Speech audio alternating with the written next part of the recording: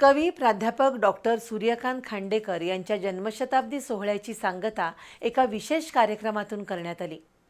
शिवाजी विद्यापीठाचे मराठी विभाग प्रमुख डॉक्टर रणधीर शिंदे आणि ज्येष्ठ विचारवंत वैजनाथ महाजन यांच्या उपस्थितीत सूर्यकांत खांडेकरांच्या विविध साहित्य कृतींचं पुनर्प्रकाशन करण्यात आलं। दिवंगत कवी प्राध्यापक डॉक्टर सूर्यकांत खांडेकर यांचा जन्मशताब्दी सोहळा सुरू होता। त्याची सांगता विविध मान्यवरांच्या उपस्थितीत झाली।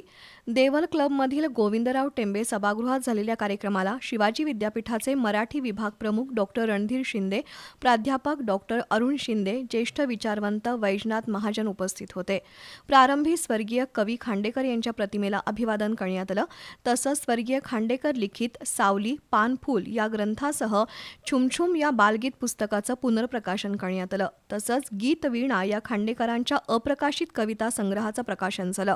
जन्मशताब्दी सोहळ्यानिमित्त राबवलेल्या विविध उपक्रमांचा आढावा घेणाऱ्या स्मृतिगंध या स्मरणिकेचंही यावेळी प्रकाशन झालं। अनुराधाताई खांडेकर यांनी सूर्यकांत खांडेकरांच्या कवितांचं वाचन केलं, तर प्राध्यापक डॉक्टर रणधीर शिंदे आणि वैजनाथ महाजन यांनी कवी खांडेकरांच्या साहित्य प्रवासाचा आढावा घेतला। स्नेहा वाबळे यांनी जन्मशताब्दी सोहळ्याबाबत माहिती दिली।